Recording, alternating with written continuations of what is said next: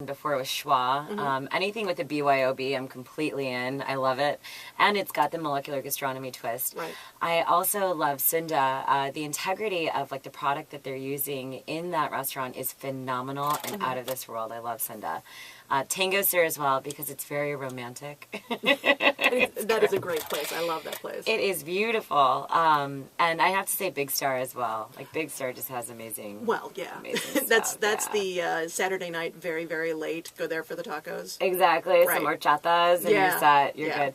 One place that I think is still a mystery to a lot of people is anywhere on Devon Avenue. I was going to say, are there any restaurants off Devon that you would recommend? Most definitely. There's a bunch of restaurants, and I would love to take a crowd with me just to do like a food tour down. We'll go to like the dabas, and in Punjabi, daba means like basically a street vendor type of restaurant. Right. So it's like a little shack, but it has like the best food in the world. Right. I'm like obsessed with that kind of. I was actually in Punjab 2 months ago. Oh wow. And I worked with the street vendors. Oh, nice. In the middle of the night. It was amazing. I wanted to hone in on my skill when it came to like Punjabi cuisine. Right. Best experience of my life. So what is your favorite dish? Like in general, either to make or to eat, or the one thing, last meal on earth sort of thing. My last meal on earth is definitely butter chicken. Yeah. I'm so obsessed with it. It's got a lot of butter, heavy cream. You can make it in a really healthy way with like yogurt. But why? But why? It's so good. So I love making it. I love like feeding it to my family and friends. So the butter chicken tacos is like my way of doing like elevated Indian street food in Chicago. If you win, what are you going to do? If I win the show, I realize that this opportunity is greater than myself, so I really want to impact the community by doing a lot more. My ultimate goal is to be on TV teaching people how to cook. Okay. On August 22nd, I have a world premiere. It's an interactive online cooking show that I'm hosting, and it's international. Oh, so, wow. Yeah, you can call in from India or Japan or Australia. And I have the menus coming out next week, right before the show airs. Oh, fantastic. Yeah, and you can just log in, show your face to the world, and ask a question as we're cooking together. Wow. So what's the URL for that? Is that set yet? I would say go to SuzySingh.com. Okay. And the link is on there. Okay, fantastic. Yeah. Is there anything else that you would tell people who are, kind of afraid of cooking? It can be intimidating to people who aren't neuroscientists. Most definitely. I mean, for anybody. Like, I think the most important part is don't be afraid.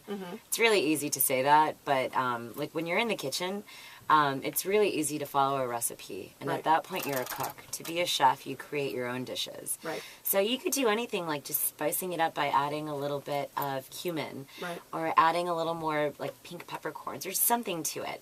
Like experiment with it. And I know for a lot of people that have families, it's really hard to experiment because, I mean, this is what you're going to put on the dinner table and you're hoping that everyone's going to eat it. And you have to make it fast after work. So there's a lot of pressure involved.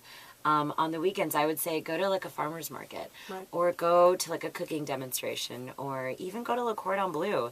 We have these MasterChef enthusiast classes that are there now. And it's only a couple of hours on a Saturday. Right. And you learn how to make 5 amazing dishes. And then you can make it your own. What are the dishes? It depends. Every week, yeah, it's totally different. But if you go to chefs.edu, you can find all the classes there. Okay. Have there been any dishes that you are not too happy with? Are there ones, like, not notable failures, but ones that you were just like, oh, that didn't really work so well? There was one notable failure. There were actually 2. I'm pretty transparent. So the first was a 6-layer cake that I did on the challenge. I made this beautiful chocolate sponge cake, and then I made my own ganache, poured it on top. And then I used these like really soggy nuts and just covered the sides, and it looked like moss.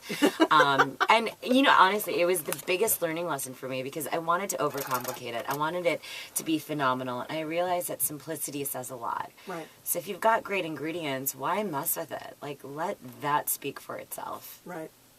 The second was definitely the pork challenge. I mean, to be quite honest, to make pork belly in under an hour is crazy. It's 85% fat. How do you do that, you know? I make pork belly all the time. I love doing it. I've got this insane, like, mango pork belly daikon sandwich. Ooh. Delicious. But it takes me 3 hours to do, you know? So to do But it the in an next hour time is you crazy. make it, you're calling me, right? Because that sounds amazing. You are on my speed dial. Excellent. Done. That's what I like to hear. I think that's about all I need to ask. Is there anything I've missed? Is there anything that I should be asking you that I'm not? You know, it's really funny. I think it was my first time on MasterChef. It was the 3rd episode. I did like an impression of my mom. Mm-hmm. Like, you want to be a servant? It's really funny. She's got her own Twitter handle now. So I just want to put it out there. Oh, wow. It's called a Spicy Chef Mom. Nice. And she's got the most hilarious tweets. So if you guys want to follow my mom, it's Spicy Chef Mom. Like, did you see my daughter yesterday in that dress? Like, it's awesome. And then mine's Chef Suzy Singh. I have to say, for just like the South Asian community, because we've got a huge community in Chicago. Right. A lot of the times we're doing what's expected of us, which is to be a doctor, an engineer, a lawyer. And I have to say, we have to really give a lot of recognition to our parents for coming to this country and sacrificing the luxurious lifestyle that they had in India to give us something that we wanted, which is the American dream. Right. So, and not even for South Asians, for any first generation that's here, I think we need to go home and thank our parents for just sacrificing so much for us to do something that we love. My parents have. Well, great. Thank you so much for coming in. It was really great talking to you, and I am holding you to that pork belly sandwich there. That and the food crawl on Devon Avenue. This is so happening. Yeah, I'm I'm there. That sounds amazing. Awesome. All Monday, right. you want to talk about the so viewing much. party? The viewing party's on Oh, Monday. that's right. The Oh, viewing yeah. party Thank is you. at the Wit, right?